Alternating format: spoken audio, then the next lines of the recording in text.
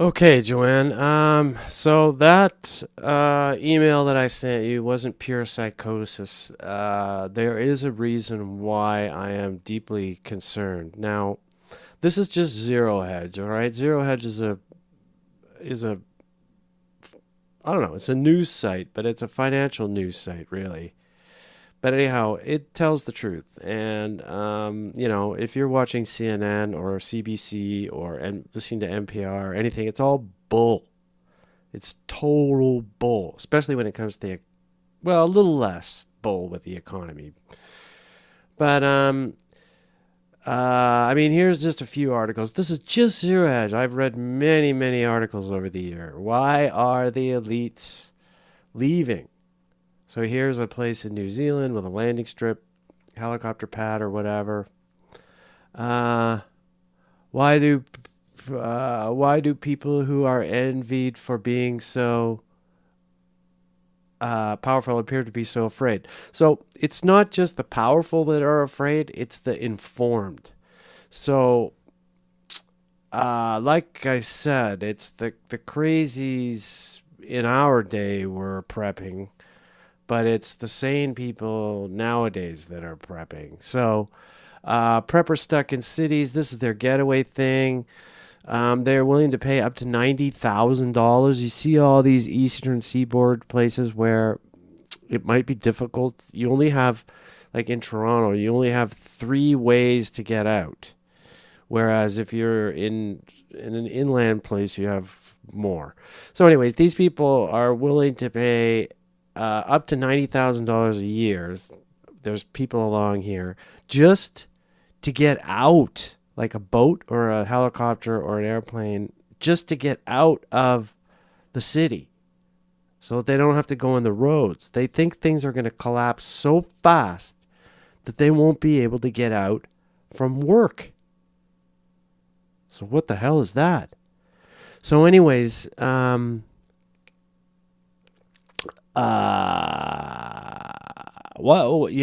going on here? What do they know? Here's another one, elites, blah, blah, blah. So over the last couple of years, I've read lots and lots and lots of these. So now, I want to do a bunch of short little videos here for you to prove to you that this is a problem for us in Canada. The United States is going to collapse the worst. Canada is not going to be so bad. But we are 75% of our trade is with the United States. And also, it's food. Like, if credit seizes up, which almost happened in 2008, if credit seizes up, we won't get food because, I just went to the store and all the food was from Mexico, all the fresh food, right? So there's only 3 days worth of food supply, and when that 3 days runs out, and you're living in a city, we're fucked. And let's say Canada does just fine, the United States completely collapses, and the United States is okay, we'll still starve because we can't get food. Like, they can fly in a certain amount of food, but there's going to be hysteria. There's going to be like one meal a day for each person, and each meal is going to cost like $500. So, like, here's an economy, just as an example. Here's the world's debt. All right, I won't go into too detail, but the world's GDP is $120 trillion. The debt is 325% of GDP worldwide. So that is just an absolute catastrophe. Here's the GDP of Europe.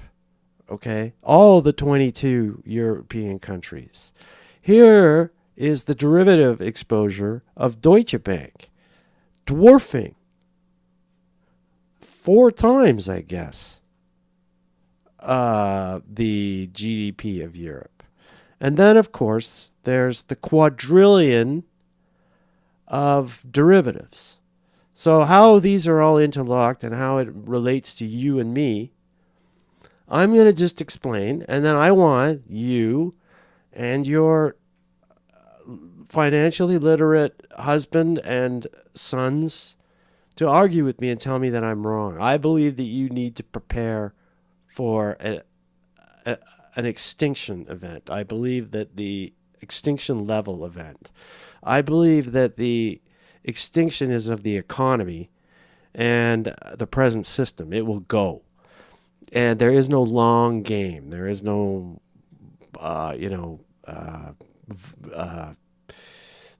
investing for the future. There's only staying alive and preserving your wealth. So the series of videos that I would like to do and I would like feedback from is called Debt, Death, and Derivatives. So whatever's going on right now is either a bank coup out of control, which I don't believe that it is. I believe that 2008 might have been a bank coup out of control. But anyways, I believe that this 8 years of zero interest rates is actually a deliberate destruction of the financial system. There's a couple of reasons: population control, the rich want to take control, and there's another interesting reason, which is the road to Ruta theory, and it's very interesting. Ruta is the top file in a computer program invented by Alan Greenspan. Believe it or not, Alan Greenspan was a computer nerd in the 60s. So anyways, Ruta was the root of it all. So anyways, Alan Greenspan was anti-fiat money and wanted a gold standard, but he played along with this game of fiat money, or unbacked money. Oh, look, everyone on seas. Anyway, everyone owns a piece of this derivative bubble that's going to go. But anyway, the vicious end and the vicious cycle I would like to share and discuss, and I really want you guys to argue with me whether I'm wrong. So what you need, I believe, is you need to put some of your money into precious metals. You need to put a whole lot of Mom's money into precious metals, because I don't know. I really don't know what the hell happened to her if there's a big economic catastrophe. But like I say, if credit freezes up, just-in-time delivery fucks up, food will run out in 3 days, and then all hell is going to literally break loose. The veneer of society will absolutely and completely disappear, as it has done over and over again, and is doing right now in Venezuela, and is about to happen in Greece. I believe we're headed for Greece, not quite Venezuela. I believe the United States is headed for Venezuela level event. Seriously. Like cannibalism. That's happened in parts of the world as they have starved. So, parts of the Western world. It happened in Stalingrad, for one thing. But anyhow, so that's the end of this, because you won't listen to a long one. But the rich are getting out, and there's got to be a good reason why. And I think I know the reason. I don't think it's a plague, and it's definitely not war. It's absolute economic collapse. Absolutely. It's the plan. It solves all the problems. Every problem is solved once there's an economic collapse. So, anyways, the thing is to survive. And there's Brenna, a little girl looking out over at her future. It's completely, there isn't one until after this economic collapse, and after, I hope that you and me and I'm just telling you to get ready. You can't hurt to buy some storable food and to put a certain percentage of your money. The lowest is 10% of your savings. If I were you, I would just sell your house right now. Well, maybe not. Housing in Toronto, that's a toughie. Like, even if there is an economic collapse, people are still going to be clamoring to come into Canada. Anyhow, whatever.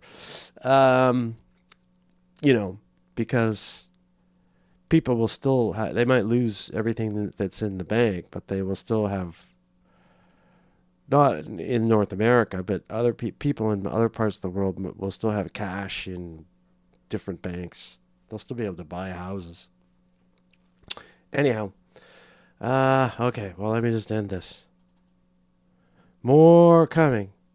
I want someone to tell me I'm wrong.